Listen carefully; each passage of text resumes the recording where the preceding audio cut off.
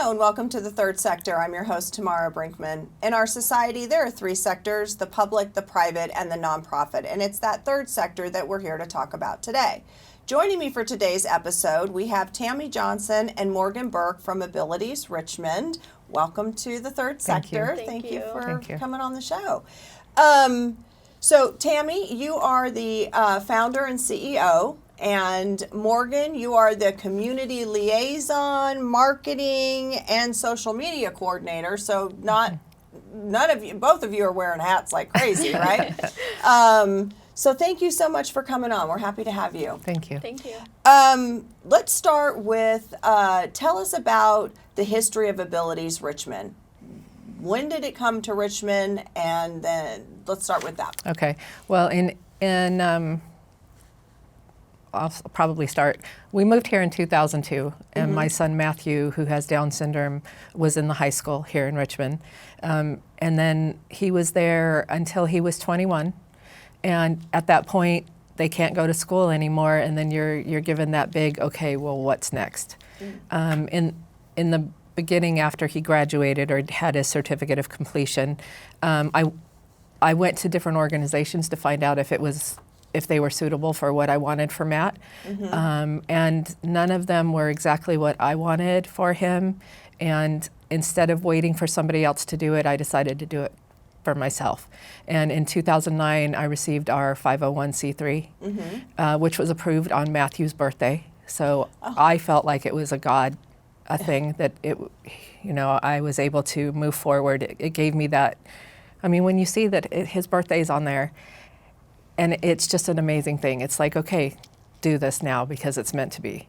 Yeah, what are the odds? Because I mean, it takes a minute to get a 501c3. Right. I mean, it's not like right. the odds of that happening. That really is quite And I did it myself. So there was no, I did it. I sent in all the paperwork. I did all of that.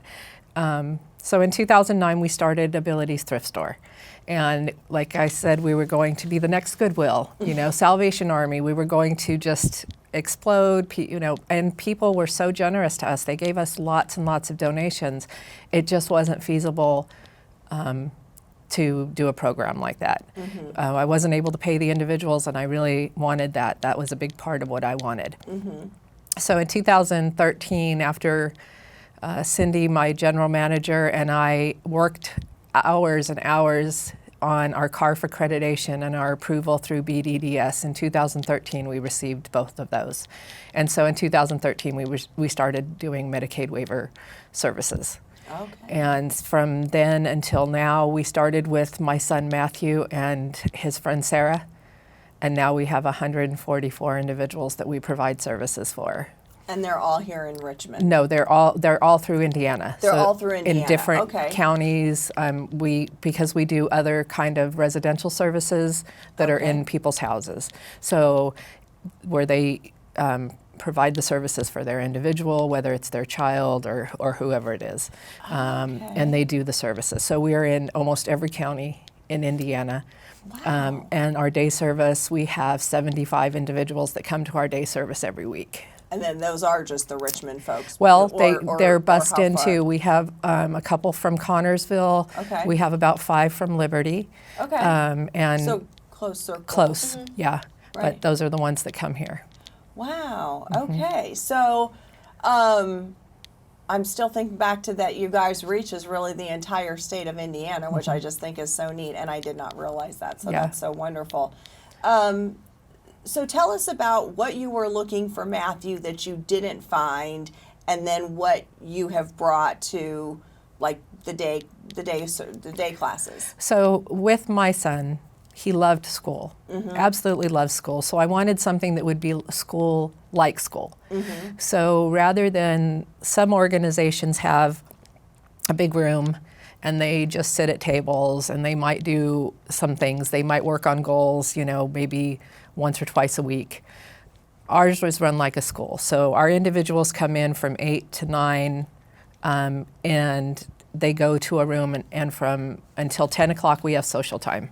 So some of them get breakfast because they haven't eaten. Some of them get coffee because everybody has to have coffee. And then so we have that social time. They're with a certain teacher. At 10 o'clock, we start our classes, and our classes go, well, the first class goes from 10 o'clock until 12:30, and they have lunch in that class. In those classes, they're working on their goals every single day, every single class. We make sure that we're doing more than we need to. But Matt wanted it, he loved school, and that's why we're doing it. Now, half of our individuals will tell you they're at school, and half of them will tell you they're at work. Okay. And they're serious. They really, this is very important to them. We have had one individual that came to us in the very beginning who we worked with tirelessly for her to be able to get her driver's license.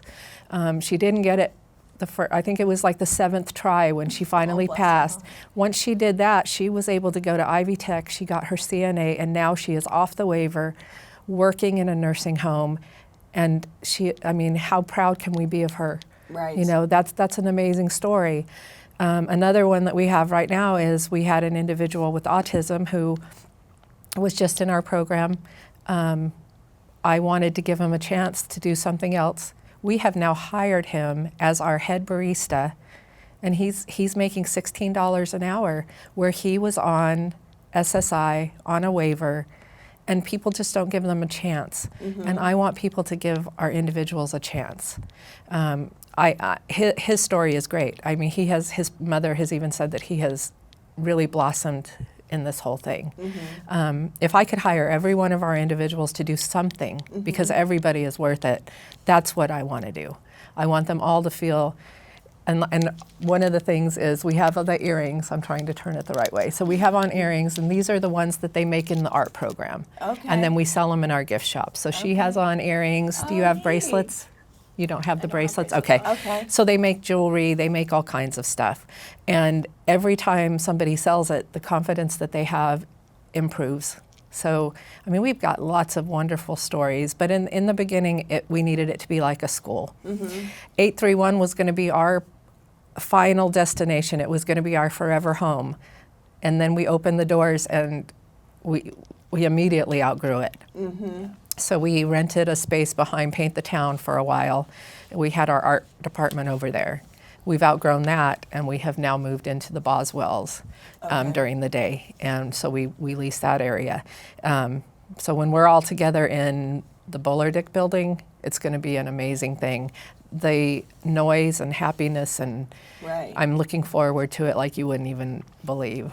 So we're going to hold that. We know something's forthcoming. I want to take it back to the gift shop, the barista, so this whole other part of abilities. So you've started with the school like model and helping get kids into that situation.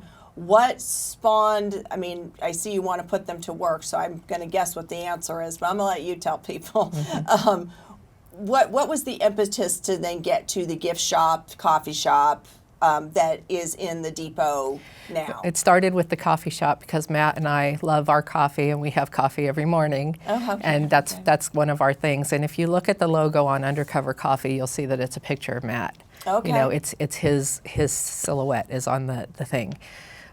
Let me go back a minute because I forgot to say something. Sure. So after the first class, they changed teachers. Okay. And they go to the second class, and they do their goals again. And then they go from the second class to the third class. And in the third class, lots of people start to go home. Okay. So that starts at 2, and it ends at 4. Although recently we're staying open till 5 because some parents can't be there at 4 to pick up their individuals. So now we're open till 5. But that's more of like a social time from 4 to 5. But and in every class that they're in and every teacher they have, they're working on their goals. And goals are set by parents and guardians and the individuals themselves. Okay. So it could be that they're in each class they would work on, like, let's say I have 4 goals. So are you going to work in those 4 goals in each of those classes, or might you work on like 1 or 2 of those goals? It would depend on if or... they're associated. So Okay. like my son, one of his goals is to count change. Okay. Well, he doesn't want to count change in every single class. Right. So he's just going to do that. He also goes on outings, and when they're on those outings, he has to pay. and he has to give them the correct amount. And there's always a teacher that is with them, so that he's doing whatever it is that his goal is. So, in the community, in the building, they're all going to be working on those goals. Wow, I think that's pretty exciting. Yeah. So you started the Undercover Coffee. That was the impetus because you guys like to have coffee all the time. And then it seemed to sort of morph with or add in little gifts and some nice little... Well, art, I'm an artist, which is hard to say, but I'm an artist, and I have actually won an award at the museum here in town, which, you know, made it everything just wonderful. But anyway, besides that, I've always been a crafter. I've always done all kinds of things. Okay. And then I had a friend who came in, and we started the art department. Okay. And we started doing stuff like that. It has morphed in itself to, we have multiple teachers. We have like 5 teachers in the art department.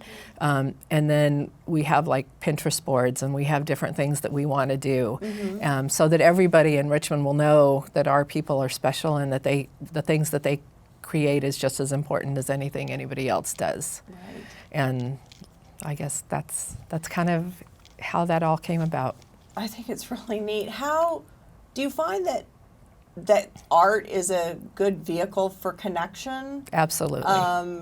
Within the school? I would just be curious. I mean, I don't want to speak in a way that would be in any way disrespectful to anybody in here, but I believe, you know, you have kids, sorry, let me roll that back. These are not kids. Let's talk about the age range. I know, I say, have, right? Because you think of school, we think of kids. So let me correct myself, and let's talk about the age range, because I was going to ask that earlier. 18 and older is what are in our main program, but we also have, when there's breaks in school and there's summer, we have high school students that come. Okay. And they come for that.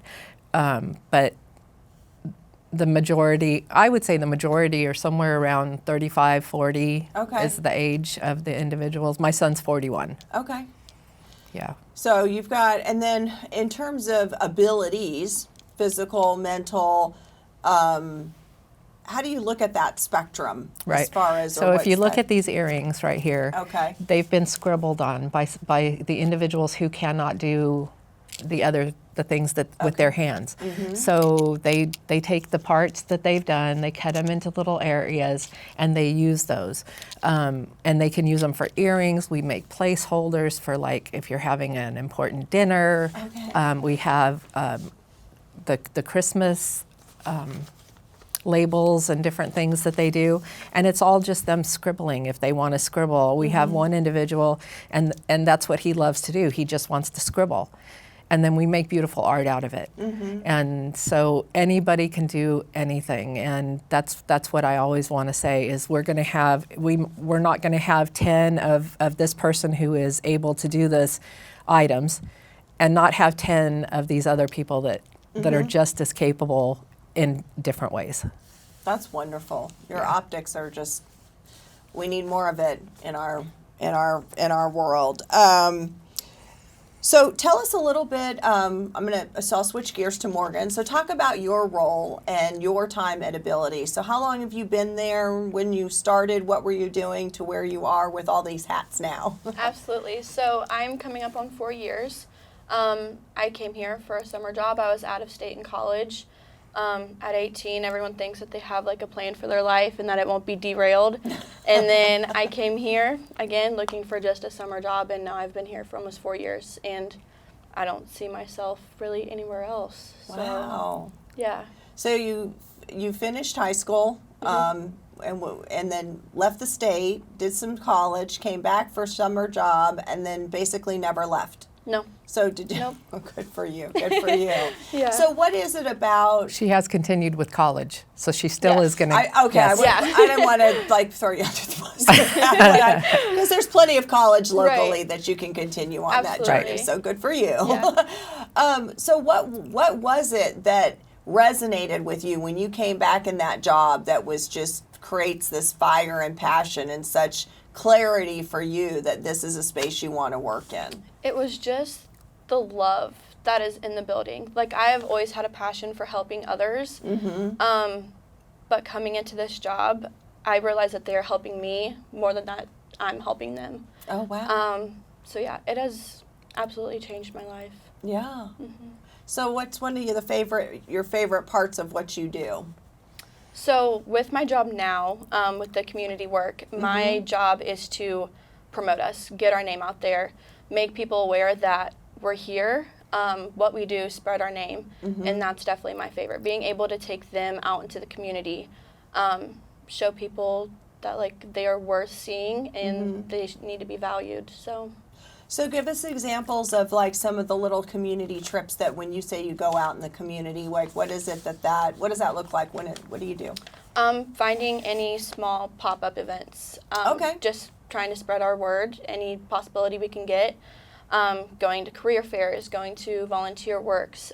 We have also started a new series with our social media. That is, we go to different local small shops, local businesses to kind of shop with them, let them know that we are here and we support them, and then hopefully bringing their business to us as well. Oh, okay. Yeah. That's pretty exciting. Wow, I'm so excited for the work that you do. So I asked this question of a lot of people. What would be the impact to this community if you had never started Abilities and it wasn't here today? Boy, I don't even like to think about what that would be. I think other organizations, once the founder's no longer involved, they change. They don't have the passion and the love that it starts with. And that's why our future leaders, like Morgan, are going to continue that love. We'll never have anybody running Abilities that doesn't keep that as their main focus. That we're a family, that we're not just there to make money, we're there to provide a service and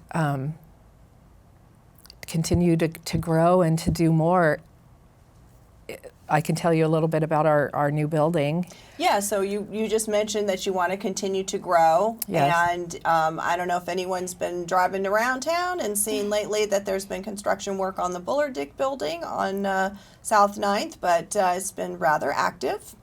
And I came to learn, like many others, that this is a new project for you guys. So Yes. tell us all about that. All right, so this will be our forever home because it's 37,000 square feet. It'll be a little while before we will grow out of this space. Okay. We plan to have at least 20 classrooms in this place. And in those classrooms, we think that it's better to have more than one teacher. So we're going to have possibly 3 classes in each classroom, because then the teachers have help from the others, the assistants or whoever. I like bigger groups rather than smaller groups. So we have that, and we have the art department is going to be absolutely huge. We're going to have a big window from the gift shop into the art department, where all of the people who come to visit can look through this window and see the individuals creating the art. Oh, I love that. And there'll be a coffee. The coffee shop will be in that gift shop area. But on the top floor, we're going to have 4 4-bedroom residential houses, and also a recreation area for them. And so we're going to be able to have 16 individuals that are going to be able to live above where they work, and we're going to have a nice little area for them to have movie nights. So we're going to have theater seating. It's just going to be a wonderful thing. And that came about because of some individuals that came to our program that were so mistreated that I couldn't say no. You know, residential was not anything I really wanted to get into until I saw how other places treat their individuals. There is no love. It's a job. It's not. I mean, I don't want to down other places, but I do want to let you know that Abilities is different than anything that we've ever seen, and we want to make sure that everybody is loved and cared for. And so, I don't know how I got off on that, but well, I mean, you were talking about the residential area and the reason for why you actually have, stepped into a space that for you wasn't on the radar as part of what you set out to accomplish with the work that your nonprofit does. Yeah. It is heartbreaking to hear that, a lot of the impetus for that is because you are working with folks who are not being treated in a kind way, loving way, probably even a humane way, Yes. in other places. But unfortunately, we know a lot of times those are the limitations of choices or options for folks. Sometimes they don't. It's just what they're forced to have to do, right? Right. So I think that's pretty powerful that you guys would be able to offer that, to some of these folks. Oh my goodness, this is such powerful discussion.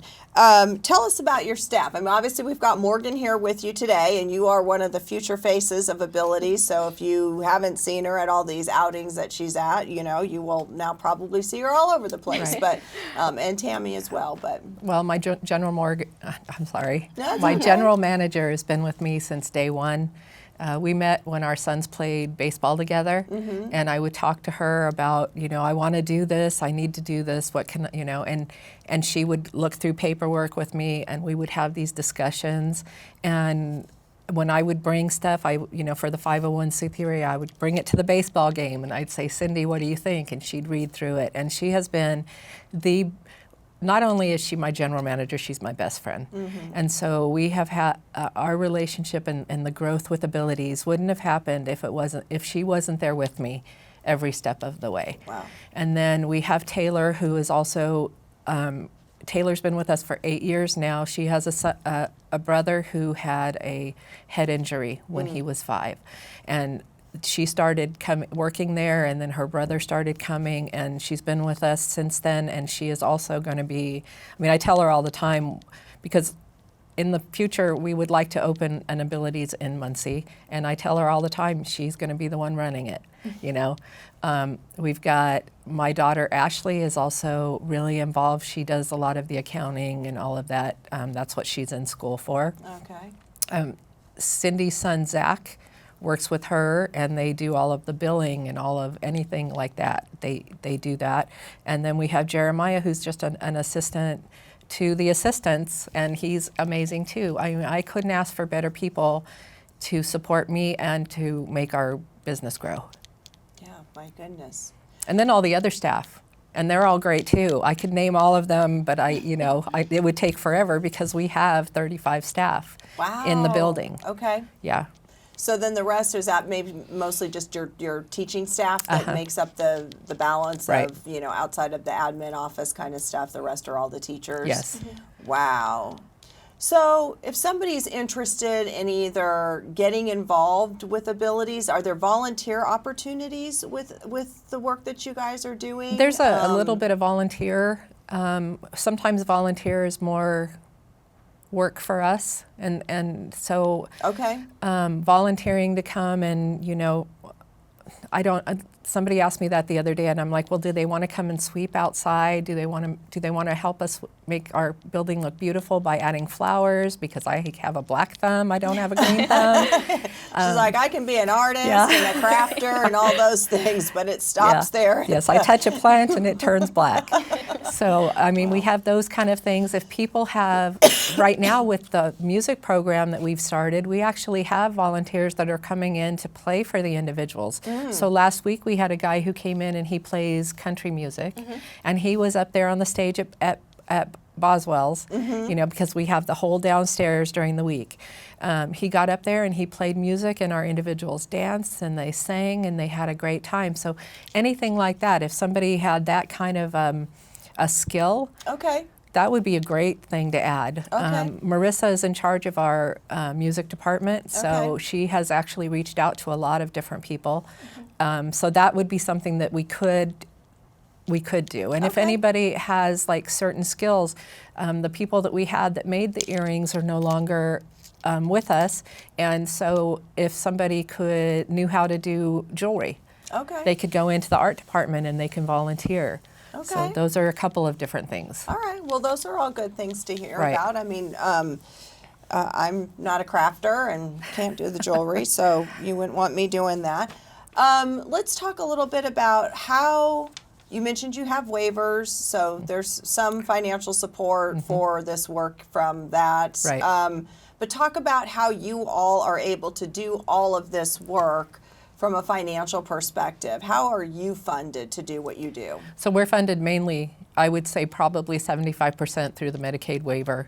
And so the individuals that come to our program, we get paid an hourly wage to bill for them for being in our program. So that is the main thing. We are starting to write for grants. We have lots of local businesses that support us. Meyer has supported us every year for the last few years. Blue Buffalo are amazing. They come in, they even come in for coffee just to have their meetings in our coffee shop. I mean, there's so many businesses that have supported us. Am I forgetting anybody that is a bigger, I can't think if there's anybody else, but the people from Meyer, the people from Blue Buffalo, they come in and support us on their own, even not on, the time.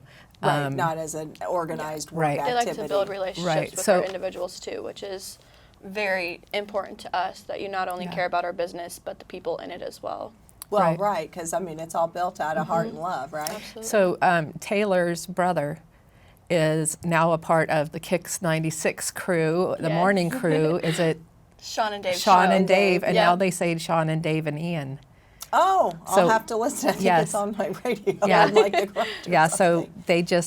they just fell in love with Ian like we all did, and they've been coming in. They have their radio show sometimes in the building, and Ian is there with them. And we have Purina.